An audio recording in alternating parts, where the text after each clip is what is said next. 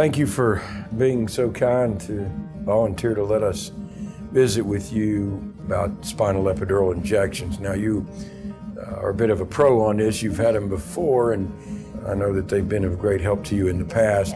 And we want to kind of share a little information with future patients and existing patients about what this is about and what to expect. So during this procedure itself, as you know, we'll have you lying down and face down into a mask, and you may or may not choose to use the nitrous oxide, which is the inhalational anesthesia that can help you relax and causes a moderate degree of sedation, but not too deep that you're unconscious, but hopefully just at the right level. And some people choose not to do that, which is fine as well.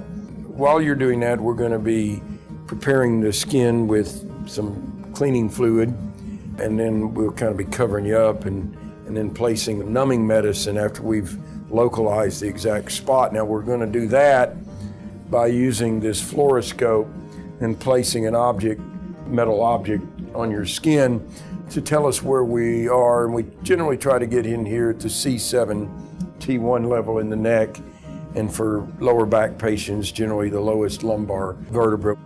And now we have a perfect opening that we can see here. So we have exactly the exposure that we want. And now we're going to just place the rest of this nice gown into the field.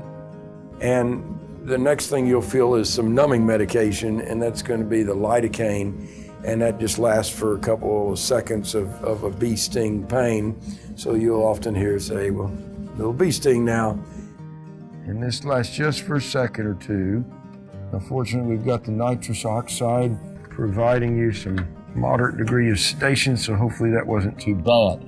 Now, if you'll let me know if you feel this, you should only feel a push. Following that, you'll feel just pressure of the needle, as you know, as it advances through the anesthetized skin. So this is the TUI needle, which is what we use to put the actual steroid through. I'm going to need to take another picture. And we have a general good target, but I need to do some minor adjustment. Now I'm going to put a little bit more of that numbing medicine in so that maybe you don't have any more. There's going to be another stick and sting. Okay.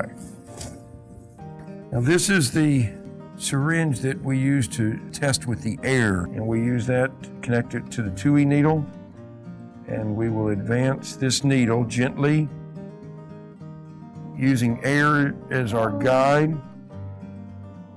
And then I'm going to take another picture, and we should see that we are right on target now towards that window, also known as the interlaminar space.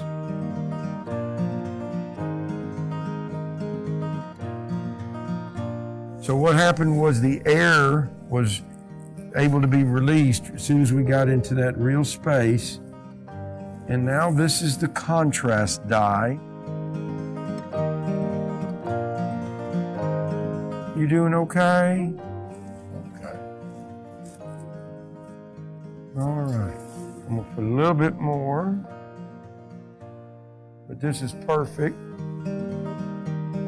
Okay, so we see a gentle spread of dye with the little air bubbles in it, indicating the absolute perfect epidural location of the dye, and subsequently now the dexamethasone solution, which is gently going in. And now we're done. Wasn't too bad, was it? It wasn't bad. All right, Ms. Ferguson. Well, I know there was a little pain when the dye and the medicine was going in, but hopefully it'll be well worth it. It will be worth it. Well, thank you. And as you know, we used the guidance system. We put the medicine right in. You can see the dye here, exactly where it's supposed to be, right there where the needle is, C7T1. It's very important to anybody watching this, that whoever is doing this, wherever you are in the world, needs to be done under this image guidance so that the accuracy is confirmed, because the success of these injections only really has any reasonable chance of working if you get a confirmation that you are where you need to be. If a lot of places are doing these just blindly, where they're having the patient bend over or bend their neck and then they're just blindly putting a needle in until they feel the air release, but that's just not accurate enough. Not me, Dr. Not you. You're not doing it that way, and nor gonna do mine. nor are we going to do it that way at Legacy Surgery Center. Thank you very much, and we will see you in a couple weeks. We will. All right, thanks.